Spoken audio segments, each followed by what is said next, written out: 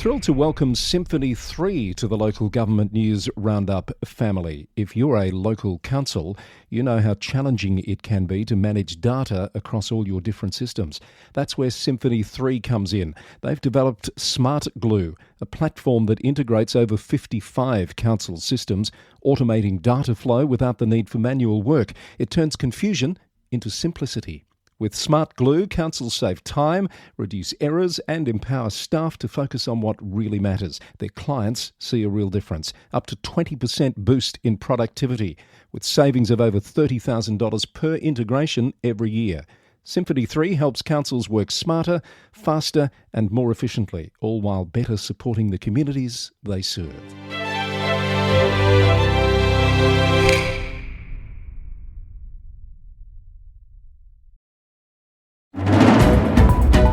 New housing targets and concerns about a strong-arm approach. Opposition to a new emergency services levy grows. A shock CEO resignation and more senior execs on the move. Councils review their approach to unpaid rates. Industrial action considered at Wingecarribee. Rising tensions over a council's approach to homeless people. More local government election reforms planned for Tasmania. And allegations of technology misuse targeting a US city manager.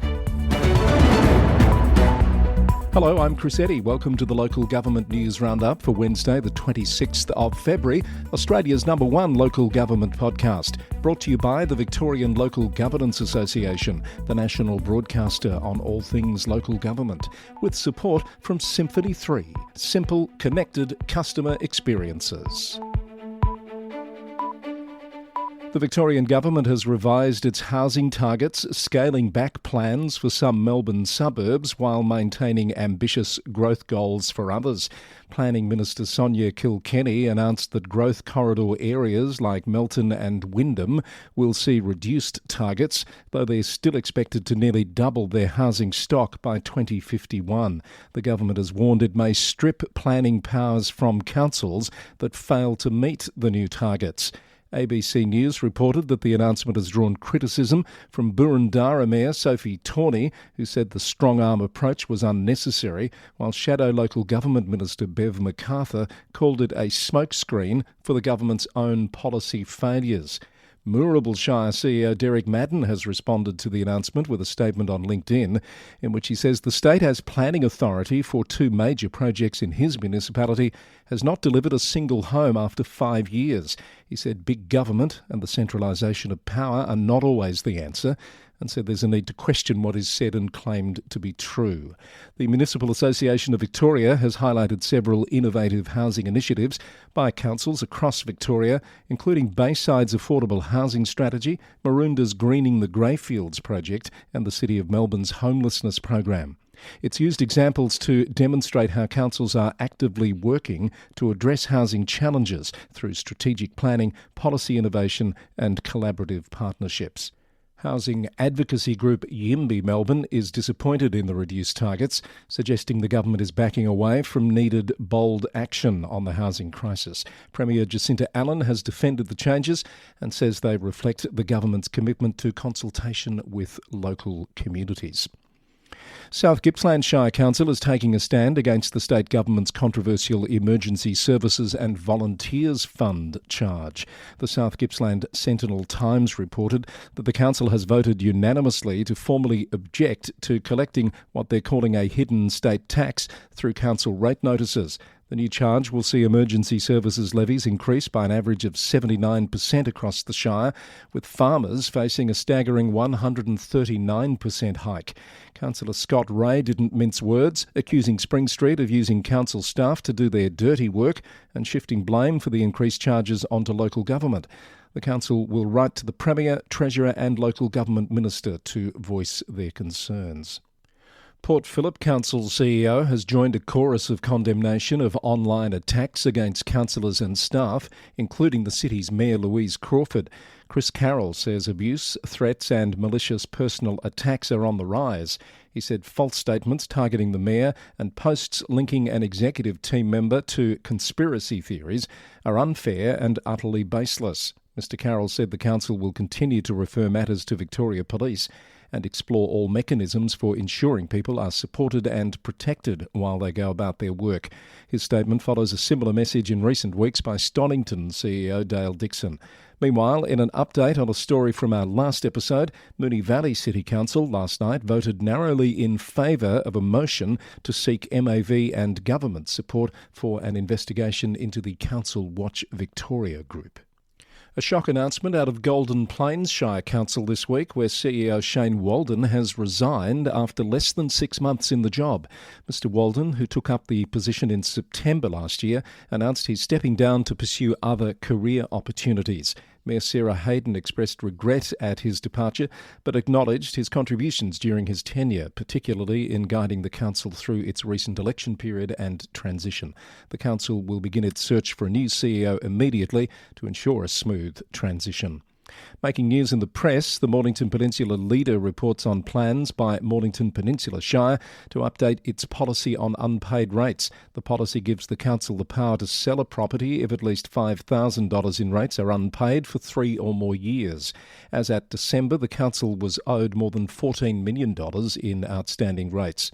Meanwhile, The Age reports that with an unprecedented $46.5 million in overdue rates at Hume City Council, a radical plan is being explored to reduce rates for homeowners while increasing them for businesses. The move has been proposed by Councillor Sam Michaud, who argues that business properties generating income should pay higher rates than residential properties.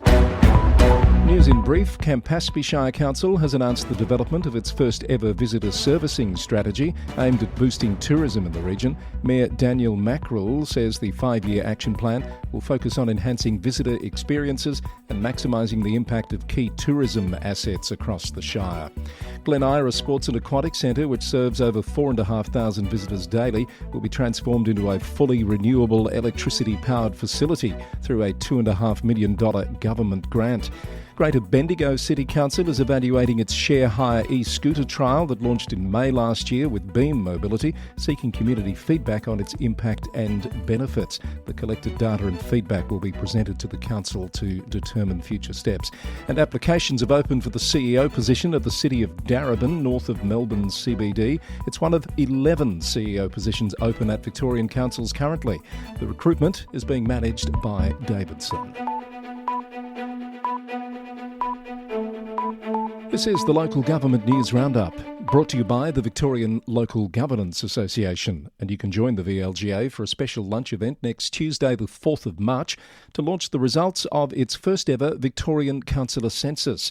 Facilitated by Tanya Kovac, CEO of Gender Lens Australia, 2 panels will take a deep dive into the results, hear first-hand perspectives and experiences from past and present councillors, and get insight into how the sector and the VLGA is planning to respond. Don't miss your chance to network with fellow members and share your own experiences. Visit vlga.org.au to book your ticket now.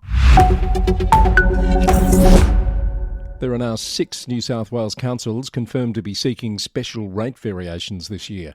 ABC News has published a rundown of the 6 councils and their circumstances: North Sydney, Federation, Northern Beaches, Gunnedah Shire, Upper Hunter Shire and Shoalhaven. All are facing significant challenges, including infrastructure maintenance backlogs, project cost blowouts and the impacts of natural disasters. North Sydney is seeking the highest increase at 87% over 2 years, while Shoalhaven is requesting the lowest increase at 12% over 1 year. The Independent Pricing and Regulatory Tribunal is now seeking community feedback on the applications before making a final decision in June. Greater Hume Council's General Manager Evelyn Arnold has announced her resignation, with plans to return to New Zealand for new career opportunities. Speaking about her departure, Ms Arnold expressed pride in building what she called a values-driven culture focused on customer service excellence and community engagement. The outgoing General Manager says she's confident the Council has a strong foundation for future growth. Ms Arnold joined Greater Hume on a 5-year contract in 2022, coming from a director position at Southern Grampians Shire in Victoria. Interim and recruitment arrangements are pending. Workers at Wingecarribee Council are reportedly considering industrial action over claims of widespread bullying and harassment in the workplace. According to Radio 2ST, the United Services Union says attempts to resolve the issues internally have reached a stalemate despite months of negotiations. The union is calling on the council's general manager to address what they describe as a poor culture. The call comes less than 6 months after the council returned to elected representation following a period of administration. Shell Harbour pet owners may soon face new restrictions on the number of animals they can keep at home, but the council has backed away from a proposed limit of 3 dogs per household. It voted last night on a new policy that generated 23 public submissions, many of which opposed the new restrictions. The keeping of animals in residential areas policy also sets caps on other pets, including a 3-cat limit and restrictions on smaller animals like rabbits and guinea pigs. The council voted to separate the policy from associated guidelines to allow officers to use judgment in situations where those caps are tested. An extraordinary meeting has been called for Lismore City Council to deal with 4 rescission motions after a marathon 8-hour meeting earlier this month. Mayor Steve Krieg told the Lismore app that he'd called the extra meeting to deal with the motions because council meetings go long enough without adding 4 additional items to the agenda. The meeting will be held tomorrow at 12:30. To Queensland now, and The Guardian reports on rising tensions over the treatment of homeless residents in the Moreton Bay area. The council has issued compliance notices threatening fines of up to $8,000 to homeless people camping in Sutton's Beach Park in Redcliffe. The notices, given to 4 of approximately 8 homeless residents, claim they're violating council ordinances by storing goods on public land. They have until midnight Sunday to vacate or face penalties. The council has denied a claim that it's effectively trying to make homelessness illegal. Meanwhile, residents of a second tent city in Woody Point are facing similar eviction orders. Cookshire Council in far north Queensland has voted to stop adding fluoride to Cooktown's water supply, affecting around 3,000 residents. ABC News reports this leaves just 24 out of Queensland's 77 councils continuing water fluoridation, following similar moves by other regional centres, including Cairns and Gympie. The decision goes against the advice of health authorities and council officers' recommendations. Bundaberg Regional Council is seeking public input on a proposal to reduce the number of council divisions from 10 to 8. Mayor Helen Blackburn says the restructure could result in annual savings of approximately $265,000. The proposed changes would see the number of divisional councillors reduced while maintaining the mayoral position, and they're part of broader cost-cutting measures within the council. If approved, the restructure would take effect in time for the next local government election. And the Sunshine Coast News reports that garbage collectors in Noosa are set to strike today over a pay dispute with contractor Cleanaway. Workers claim their wages have fallen behind inflation by more than 3% over the past 3 years. Noosa Council CEO Larry Sengstock says while the council isn't involved in negotiations, they're hopeful residents won't be impacted. News in brief, the city of Onkaparinga has implemented a new electronic sign-in process with photo capture for public attendees at council and committee meetings, replacing a manual system.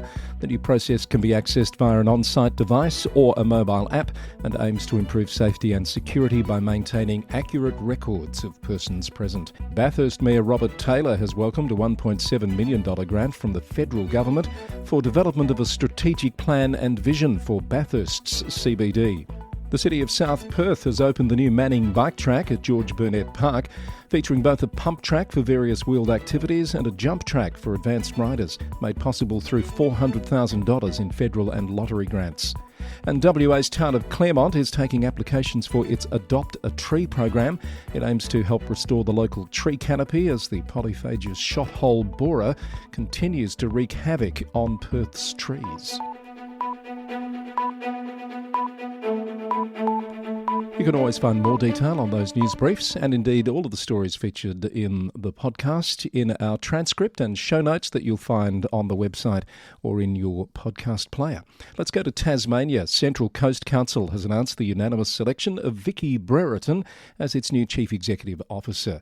Ms Brereton, who comes to Tasmania from a previous role at Singleton Council in New South Wales, brings extensive local government, policy advisory and human resources experience to the position.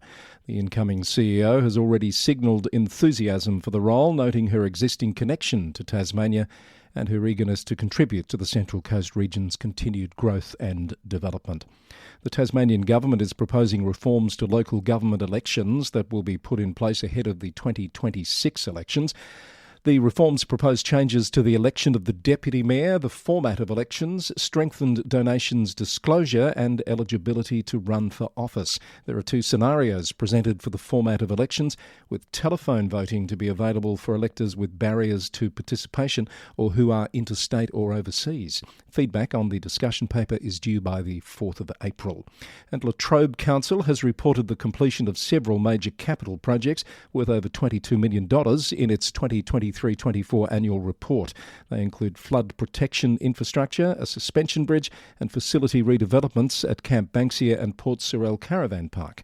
Despite the strong capital works achievements, the council recorded an unbudgeted underlying deficit of $660,000. That was due to various unexpected costs, including asbestos removal, waste management and infrastructure write-offs.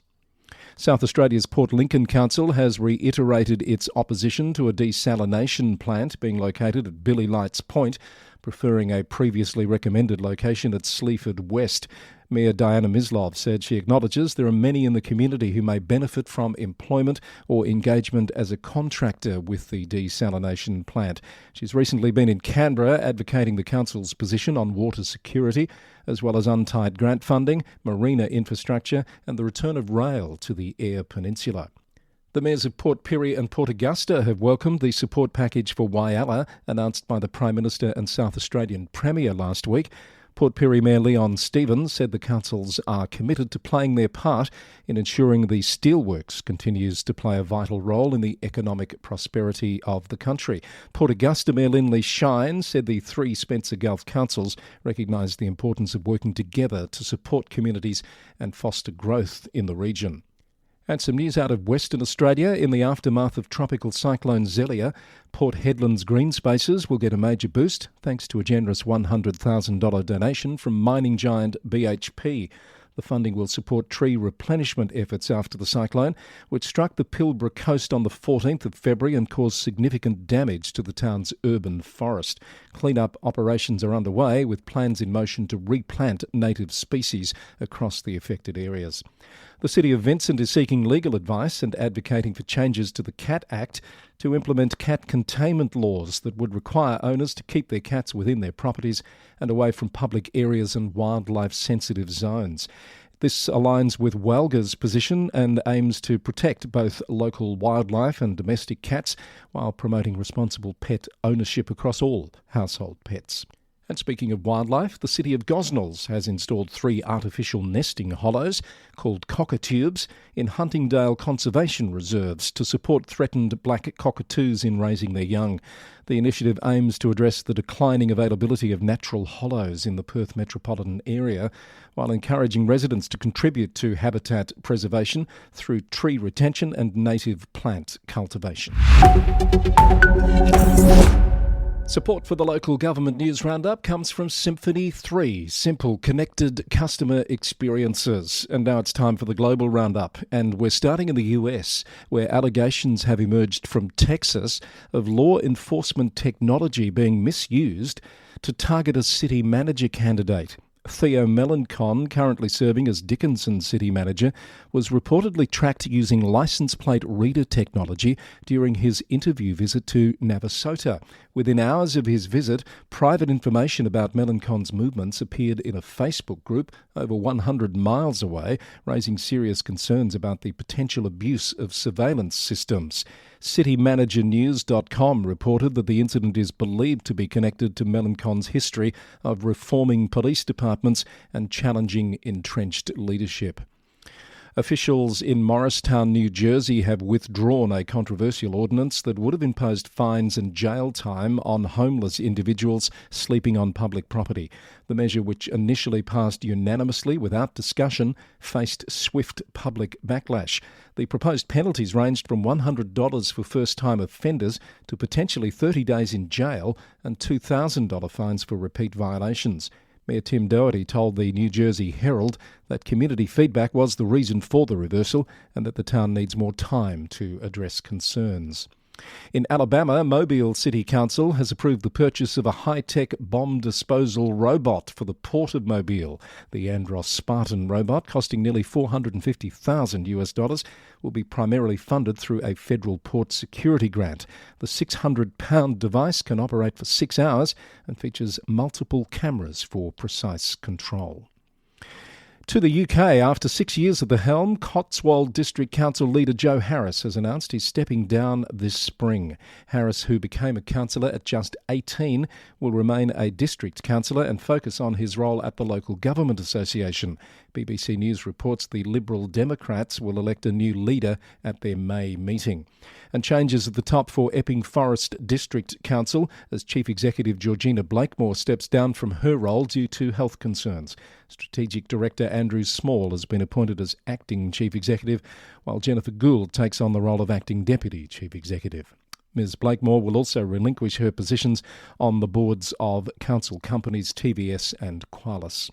A concerning story out of the Philippines, where a vice mayor in Mindanao has been wounded in a shooting incident, according to GMA Network News. The attack occurred as Vice Mayor Datu Omar Samama, who's running for re-election in the upcoming May polls, was going about his duties on Monday morning. The Bangsamoro regional government has strongly condemned the attack, with the Ministry of Interior and Local Government calling it an assault on peace, democracy and the rule of law. Law enforcement agencies have been urged to conduct a swift investigation into the incident. To Canada and Pickering, Ontario, where a virtual city council meeting discussing climate adaptation plans has been disrupted by what officials are calling a coordinated cyber attack. The Independent has reported on how a recent Zoom meeting quickly descended into chaos when unknown participants displayed hate symbols and explicit content to the shocked attendees. City Councillor Lisa Robinson described the incident as, quote, an explicit, racist and pornographic nightmare.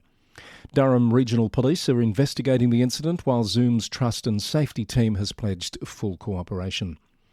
And to New Zealand, a former Auckland Council building inspector will spend nearly a year under home detention after accepting bribes worth tens of thousands of dollars.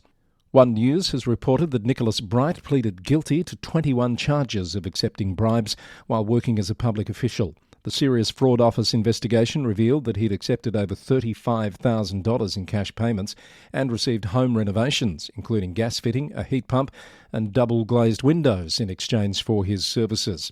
SFO Director Karen Chang says the case highlights serious concerns about building safety and compliance. The case isn't over yet. A company director connected to the bribery scandal is due to face court next month. And a committee member in Canterbury has been paid $8,000 despite not attending a single meeting in 2 years, according to a report from staff. Representative Arapata Rubin received full honorarium payments for his role on the Ashburton Water Zone Committee, despite missing all 14 meetings held across 2023 and 2024. Environment Canterbury and Ashburton District Council's own standing orders state that a member's position becomes vacant after 4 consecutive absences without leave. However, officials say they haven't acted on the rules as the committee's future is under review. Both councils say they're now following up with the absent representative. And that's it for edition number 432 of the Local Government News Roundup, recorded on Wednesday, the 26th of February 2025. As always, if you have comments or feedback, you can send us an email to lgweeklynews@gmail.com. And more information about the episode, including story links, is available at lgnewsroundup.com. The podcast is brought to you by the Victorian Local Governance Association, the national broadcaster on all things local government, with support from Symphony 3, simple connected customer experiences. Thank you to those who help make the podcast possible by supporting us through a monthly subscription. Support starts at $3 per month, less than $5 Australian, and you can cancel your subscription at any time. You'll find the details on the website or in your podcast player. The Local Government News Roundup is recorded in the city of Greater Geelong, Victoria, on the land of the Wadawurrung people of the Kulin Nation. Until next time, thanks for listening, and bye for now.